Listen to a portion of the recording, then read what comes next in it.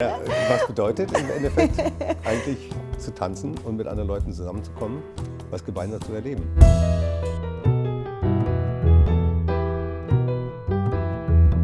Hey Leute, schön, dass ihr heute zur dritten Ausgabe von Warm Up Berlin eingeschaltet habt. Ich bin die Isabel und wie ihr seht, befinden wir uns hier auch in einem neuen Warm-Up-Studio. Und ich könnte mir keinen besseren Gast vorstellen, um heute das Studio richtig einzuweihen, als Club der Visionäre und Hobbitosse-Besitzer Gregor Krämer. Hallo Gregor, schön, dass du heute mein Gast bist. Hallo Isabel, schön hier zu sein. Tja, Gregor, mit dem Club der Visionäre hast du ja schon so eine richtige Institution geschaffen und auch vielen so eine Art Zuhause gegeben. Ist dir eigentlich bewusst, was der Club für viele von uns bedeutet? In erster Linie fällt einem sowas höchstens auf, wenn was nicht mehr da ist. Und ein gutes Beispiel dafür war der Brand. Als wir 2019 den Brand hatten, ging das natürlich die Nachricht auch um wie ein Lauffeuer um die Welt. Und das Bestürzen war groß. Und dann fällt einem erstmal auf, was dieser Club eigentlich für jeden bedeutet. Und welche Rolle wir da eingenommen haben sozusagen. Also es sind ja Gäste aus aller Welt, es sind DJs aus aller Welt, die zu uns kommen. Das finde ich auch wunderschön. Wir haben ja, wie du weißt, 7 Tage die Woche auf, machen auch schon nachmittags auf. Und es ist natürlich auch ein sozialer Treffpunkt für alle. Also wirklich das soziale Wohnzimmer, würde ich schon fast sagen. Ja, es ist halt für uns alle irgendwie ein sehr liebgewonnenes Gut, dieser schöne Club. Ja, das stimmt. Und tatsächlich war gerade bei dem Brand, also ich habe es ja auch gesehen, die mediale Wirkung war enorm. Also die ganze Welt hat gepostet und es hat einfach das Herz von ganz vielen Leuten geblutet. Die Anteilnahme war extrem groß und danach habt ihr ja dann auch die Kampagne Save CDV gestartet. Das ist richtig. Die ja auch echt richtige Erfolge erzielt hat und es ist doch einfach mega schön zu sehen, dass man sich so eine krasse Community aufgebaut hat und dass die international so vertreten ist. Das stimmt. Ich war auch persönlich, muss ich sagen, sehr berührt, als ich diesen ganzen Zuspruch bekommen habe. An dieser Stelle möchte ich mich auch nochmal recht herzlich bei der ganzen Community bedanken für die Hilfe. Hat uns sehr geholfen. Vielen, vielen Dank. Danke an euch. Der Club ist ja auch einfach was Besonderes, ja? Also er unterscheidet sich ja auch irgendwie von seiner Philosophie, auch von den meisten anderen Clubs. Das heißt, der Club hat jeden Tag offen. Tagsüber ist der Eintritt frei und abends irgendwie zahlt man 3 bis maximal 5 Euro für richtig hochkarätige DJs. Und es hat sich auch seit damals ja nicht wirklich geändert. Und ja, also wenn man das mit anderen Clubs vergleicht, ist das auf jeden Fall schon ein krasses Alleinstellungsmerkmal. Ja, sicher. Ich meine, wir haben ja 7 Tage die Woche auf, fangen Genau. auch schon nachmittags an. Allein dadurch unterscheiden wir uns ja von anderen Clubs. Ja. Und es gab ja eigentlich in den ganzen Jahren eigentlich nur eine einzige Party, wo wir mal 10 Euro genommen haben. Das Ja. war diese Matthew Herbert Party 2003. Ja, es war eine wunderbare Party. Also da haben wir, gut, 2003 waren alles noch andere Zeiten, konnte man andere Sachen machen. Da haben wir die Tanzfläche auf dem Wasser gebaut mit Flößen. Und das DJ-Pult war am Ende vom Steg. Wenn du runterkommst, ganz rechts, ganz am Ende. Und es gab so einen kleinen Wassergraben zwischen Tanzfläche und dem DJ-Pult. Und Matthew Herbert wurde dann mit dem Boot direkt zum DJ-Pult gefahren und auch so auch wieder weggefahren. Und es war eine wunderbare Nacht, muss ich sagen. Die Leute haben da teilweise knöcheltief im Wasser gestanden und getanzt. Ja, ich meine, sowas kann man sich heutzutage nicht mehr vorstellen. Aber ja, war natürlich relativ außergewöhnlich. Das klingt auf jeden Fall richtig geil. Ja. Und ja, du sprichst es auch schon an, sowas kann man ja vielleicht heute gar nicht mehr machen. Also was bedeutet denn das? Also 2003 hast du gerade gesagt, war die Party. Wie hat sich denn der Club und auch die Stadt seitdem verändert? Oh, naja, enorm natürlich. Ja. Also ich sag mal so, ich empfinde den Club nach wie vor im Wesen gleich geblieben. Also es hat sich von der Crowd her natürlich was verändert, weil es ändert sich natürlich die Generationen, möchte ich mal sagen. Na klar, es sind 21 Jahre, also. Das 21. Ja. Jahr ist richtig, ganz genau. Wobei natürlich immer noch viele von den alten Haudegen immer noch reinkommen, das finde ich auch gut. Aber klar, nee, der Club hat sich natürlich im Laufe der Jahre oft geändert. Wir haben ihn ja, ich sag mal, 3-mal auf- und abgebaut. Das heißt? Das heißt, naja, wir mussten den Steg neu machen. Dann haben wir ja irgendwann mal den im Winter auch zugebaut.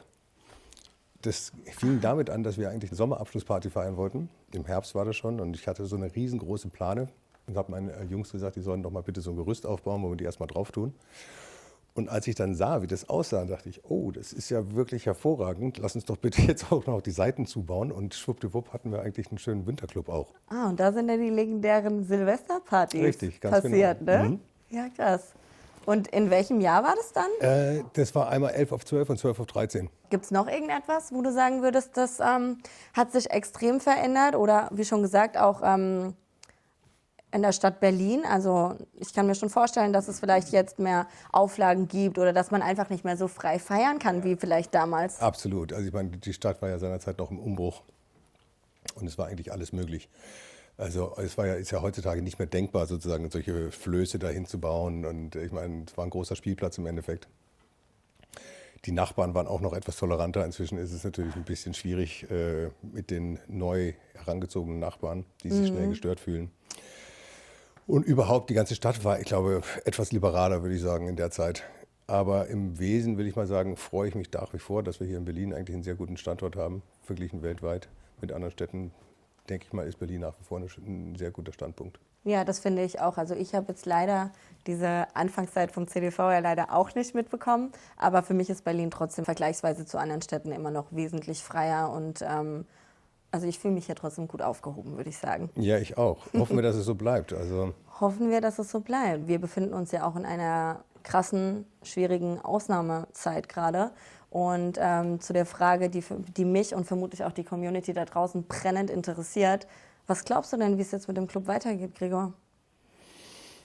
Puh, das ist eine gute Frage. Also wir wissen natürlich alle nicht genau, wie das jetzt mit der Pandemie weitergeht. Ja. Aber im Prinzip hoffe ich natürlich, dass wir wieder zu alten Zeiten zurückkehren können.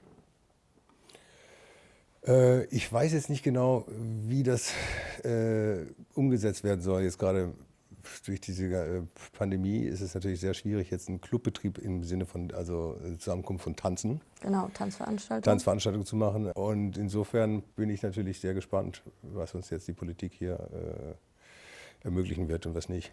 Und ich glaube auch, unser regierender Bürgermeister Müller, der war ja auch kein Fan von der Ausgangssperre. Vielleicht gibt es ja eine Direktive, dass es jetzt nicht so streng geahndet wird. Was für mich am allerschlimmsten ist an der ganzen Sache, ist dass man kein Ziel hat. Ne? Man weiß nicht, worauf man hinarbeiten kann. Zum Beispiel, dass man sagt, okay, ab Oktober kommt langsam wieder Normalität oder sowas. Aber man wird die ganze Zeit so hingehalten und irgendwie weiß man gar nicht, worauf man sich einstellen soll, wann geht's wieder weiter. Und ich finde, das tut dann auch wieder so voll den Frust und auch eine Demotivation irgendwie hervorrufen. Absolut. Das sind alles keine Anzeichen für eine stattfindende Party.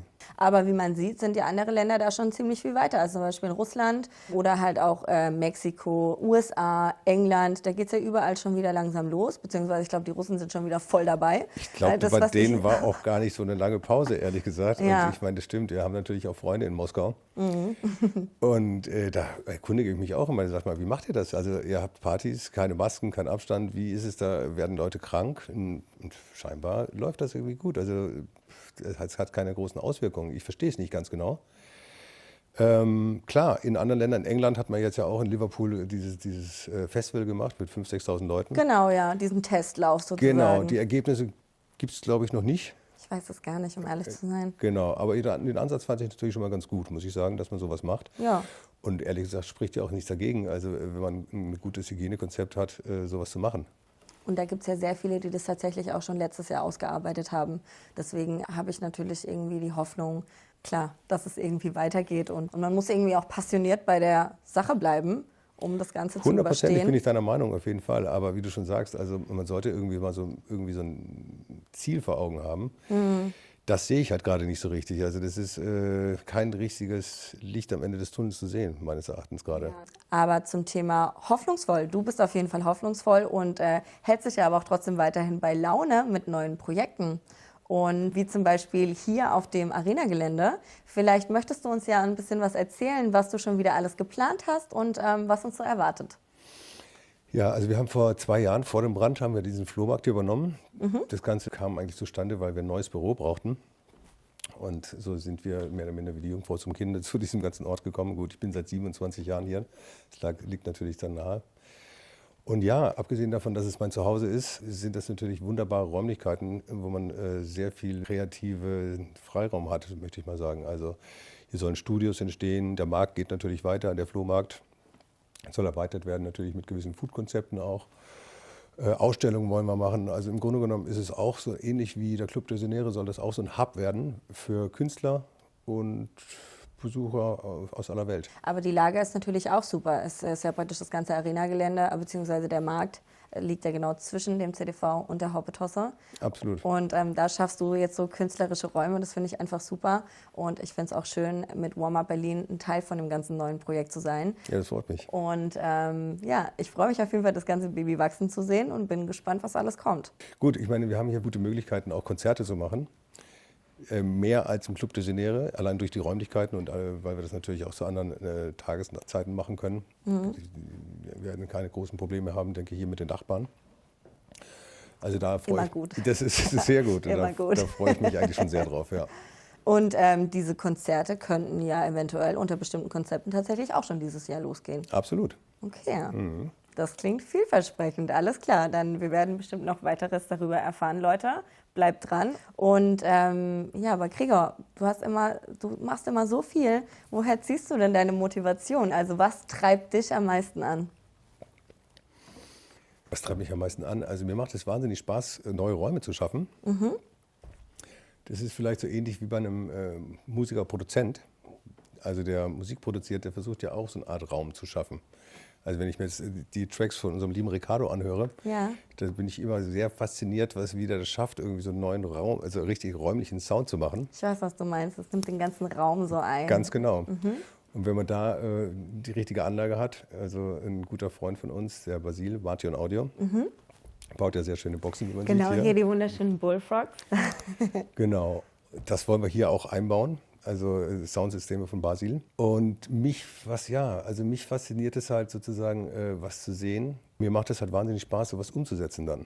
Wie das dann langsam wächst und wie dann auch die Leute dazukommen. Das ergänzt sich dann meistens einfach, ne? Das ist auf jeden Fall sehr inspirierend und das beflügelt mich tatsächlich auch richtig, dass du immer, trotz der ganzen Niederschläge, über die wir gerade gesprochen haben, der Brand, die Krise, du machst immer weiter, du tust dich immer neu erfinden, du bleibst weiter kreativ und das macht mir einfach Mut. Das sollte auch den Leuten da draußen Mut machen, einfach an dem festzuhalten, was man liebt und sich auch von der ganzen Krise und egal was kommt, nie unterkriegen zu lassen. Absolut. Ich meine, was bleibt uns daran übrig?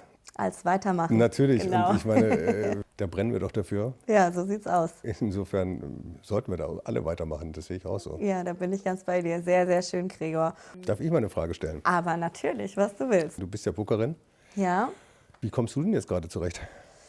Naja, also klar, das hat mich natürlich sehr hart getroffen und vor allem meine Künstler. Also das hat mir am Anfang wirklich große Sorge bereitet, aber Gott sei Dank haben die es alle geschafft, sich irgendwie so weit aufzustellen, irgendwie sich anderweitig Jobs zu suchen oder zum Beispiel Alexis macht Online-Classes und ich von meiner Seite, ich habe natürlich auch gewisse Corona-Hilfen bekommen, weil ich ja selbstständig bin und ich dachte dann nämlich auch, okay, also jetzt gar nichts machen oder ich habe mich jetzt auch nicht in irgendeinem Callcenter oder in einem ganz anderen Beruf gesehen, weil schließlich mache ich auch schon seit 11 Jahren nichts anderes, außer halt für die Musik zu arbeiten und zu leben. Und dann dachte ich mir, okay, da habe ich doch dieses Herzensprojekt, was ich irgendwie schon seit 4 oder 5 Jahren starten will, nämlich Warm-Up. Genau, das wollte ich gerade fragen. Also ist das mehr oder minder jetzt ein Resultat aus der Krise, mehr oder minder? Mehr oder weniger. Also ich wollte das schon ganz lange starten. Aber ich hatte einfach nie die Zeit dazu, weil klar, dann Booking, dann Events gemacht, Tourneen geplant. Ich war eigentlich immer die ganze Zeit auf Achse und hatte das aber immer so im Hinterkopf, dass ich das unbedingt machen will, aber keine Zeit. Und dann kam die Zeit. Ja, das finde ich natürlich super. Und also ich meine, wie kam die Idee, sowas zu machen überhaupt?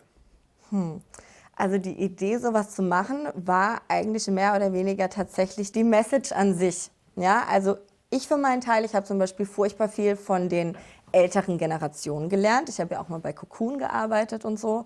Und ich merke, dass natürlich jetzt die jüngeren Generationen, die jetzt 16-, 17-, 18-Jährigen, die sich auch für den ganzen Bereich interessieren, vielleicht oftmals gar nicht mehr die Connection dazu haben. Denen fehlt viel Wissen, woher kommt eigentlich die ganze Musik, wie war das in den 90ern, was war eigentlich der Spirit, der da so mitgeschwungen hat, wie halt so für mich dieses Gleichheit, Freiheit, Liebe, so bestimmte Aussagen, die für mich praktisch Hand in Hand mit der Musik gehen. Ja, so ein bisschen den Spirit wollte ich für unsere Szene aufleben lassen und dachte, es wäre doch eigentlich voll schön, wenn man da dann so ein paar Leute aus der Szene interviewt, die alle einen Teil dazu beigetragen haben und vielleicht auch immer im Hintergrund mitwirken und keiner hat wirklich die Möglichkeit, mal mit denen zu sprechen. Aber alle haben viel zu sagen. Und so wie auch du. Und deswegen ist es mir nämlich auch eine große Ehre, dass du auch bei mir bist, weil du eigentlich halt auch perfekt in das Konzept passt. Ja, schön. Ja. Sag mal, und unsere Szene, also ich meine, ich mache mir ehrlich gesagt ein bisschen Gedanken Und Sorgen? und Sorgen, Ja, ganz genau. ich weil auch. die letzten 20 Jahre gingen schnell vorbei, aber waren auch wunderbar, möchte ich mal sagen. Als wir mit dem Club angefangen haben, war das ja die elektronische Szene eigentlich noch relativ klein. Ja. Ja? Wenn ich jetzt sehe, was für eine Industrie das geworden ist eigentlich, ne? Mit den ganzen Festivals und Tausenden von DJs und so weiter. Was ja einerseits auch schön ist, weil es natürlich sehr viel Gleichgesinnte gibt, die man trifft.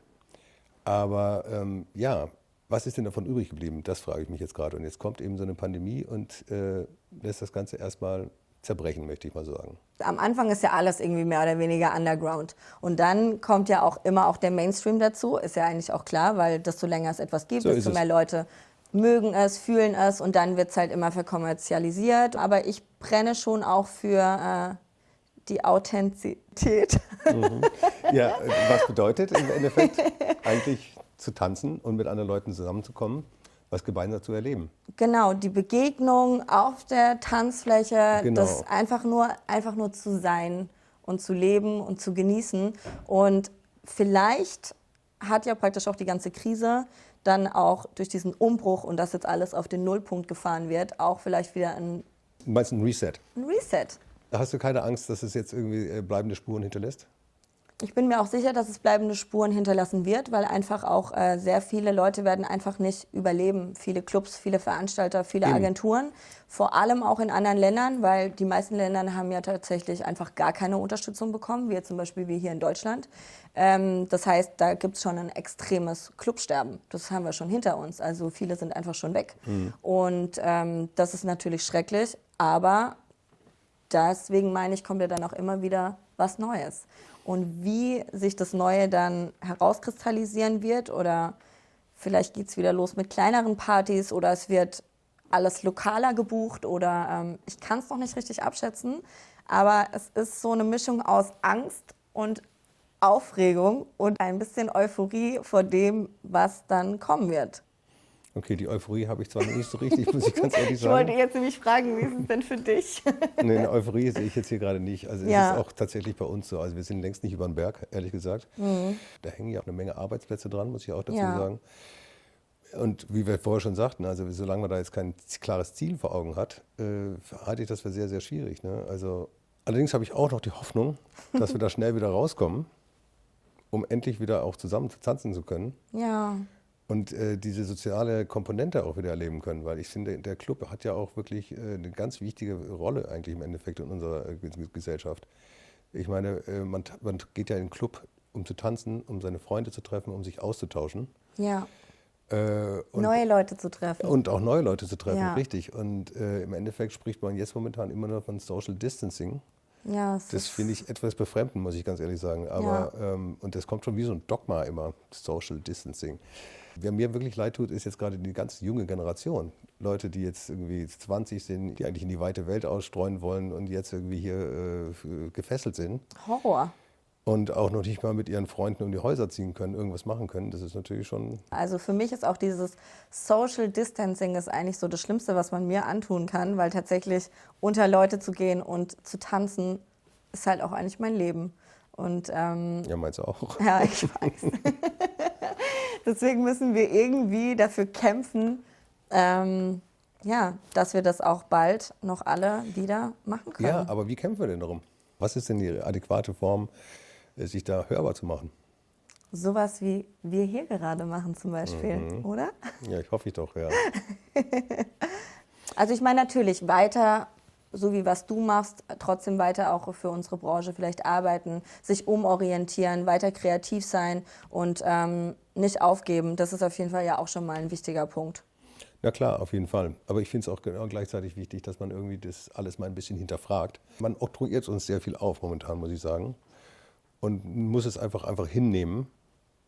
Klar, wir sind dazu gezwungen gerade, aber nichtsdestotrotz kann man ja irgendwie kritisch der Sache gegenüberstehen und einfach auch mal die Sache hinterfragen. Ja, wie das denn definitiv. gehandhabt wird. Ne? Also wo ist der Sinn dahinter manchmal? Ne? Ja, vor allem, weil halt auch vieles so widersprüchlich ist. So wie letztes Jahr hieß es dann, okay, wir dürfen keine Tanzveranstaltung machen, weil man da den Abstand nicht einhalten kann. Aber dann konnten die Leute in einem vollbesetzten Flugzeug, wo man noch nicht mal irgendwie 10 Zentimeter zum nächsten hat, da war dann der Abstand nicht mehr nötig, Richtig. so auf die Art. Und das ist halt widersprüchlich. Und es sind ja ausdrücklich Tanzlustbarkeiten verboten. Ich Ja. finde das altdeutsche Wort natürlich sehr hinreißend, muss ich sagen. Aber nun gut. Ich kann also auch nur hoffen, dass die Leute wirklich die Motivation nicht verlieren und Genau. Auch den Geist beibehalten. Ja. Und ich freue mich natürlich auf den Tag, wenn wir das doch mal wieder auf der Tanzfläche uns sehen. Und was glaubst du, wie besonders das wird, wenn wir uns wieder auf der Tanzfläche sehen? Daher auch meine Euphorie. Okay. Und trotz dem Ganzen, wir befinden uns hier in der Krise, du bist schon seit 27 Jahren bist du in Berlin, hast schon vieles erlebt, jetzt auch noch eine Krise. Wo siehst du dich denn in 10 Jahren? Also am allerliebsten hier, genau hier, Schön. weil ich fühle mich hier sehr wohl. Das ist mein Lebensmittelpunkt, das ist mein Zuhause. Allerdings schauen wir uns jetzt doch mal an, wie sich das hier in Deutschland alles so entwickelt. Und ich hoffe zum Positiven oder dass es nicht allzu, dass es vor allen Dingen Berlin sein Wesen nicht verliert und weiterhin so eine liberale Stadt bleibt. Das fände ich sehr wichtig. Und da würde ich natürlich mich genau hier sehen, an diesem Ort. Das finde ich sehr schön. Hier gehörst du auch hin und hier schaffst du ja auch gerade so ein Stückchen, vielleicht ein bisschen Freiheit, diese kleine Insel zwischen CDV und Hoppetosse. Ja, darum so, geht's. Auf Genau, jeden so ein Fall. bisschen Kunst und Kultur, was ja irgendwie noch das wichtigste Gut ist, was uns bleibt. An der Stelle will ich dir auch mal sagen, dass ich sehr passend finde, dass ausgerechnet du deinen Club der Visionäre genannt hast, weil für mich bist du einer der größten Visionäre, die ich je kennengelernt habe. Und ja, und nee, Mann, wirklich. Und auch einfach mal danke an der Stelle für alles, was du für die Stadt Berlin getan hast und auch immer noch tust. Und ich bin mir auch sicher, dass unsere Szene nicht die wäre, die sie heute ist, wenn du nicht gewesen wärst. Vielen Dank. Das freut mich sehr, aber den Club der Visionäre habe nicht nur ich gemacht, sondern ehrlich gesagt ist der Club der Visionäre das geworden, was er ist, durch Mithilfe von all den Leuten, die jahrelang den Club unterstützt haben und damit auch den Club geprägt haben und den Club zu dem gemacht haben, was er ist. So sieht's aus. Deine Riesen-Community da draußen. Danke an euch alle. Vielen Dank. Und möchtest du an der Stelle auch nochmal unserer Szene vielleicht nochmal ein Schlusswort mit auf den Weg geben? Ein Schlusswort, ja. Also ich hoffe einfach nur, dass ihr alle, genauso wie ich, den Glauben einfach nicht verliert an das, was uns eigentlich bewegt im tiefsten des Herzens und was auch uns immer zusammengebracht hat, nämlich die Musik. Und ich hoffe einfach, dass alle Leute das niemals vergessen. Ich heul gleich. Das hast du wirklich sehr, sehr schön gesagt. Und ja, ich bedanke mich für dieses sehr emotionale und tiefgründige und auch bewegende Gespräch. Und ja, jetzt geht es natürlich auch direkt weiter mit dem nächsten sehr emotionalen Thema, nämlich die Musik, die dich sehr geprägt hat. Genau, wir machen jetzt nämlich weiter mit dem zweiten Teil mit der Listening Session. Und das solltet ihr euch definitiv nicht entgehen lassen. Deswegen bleibt dran und bis gleich.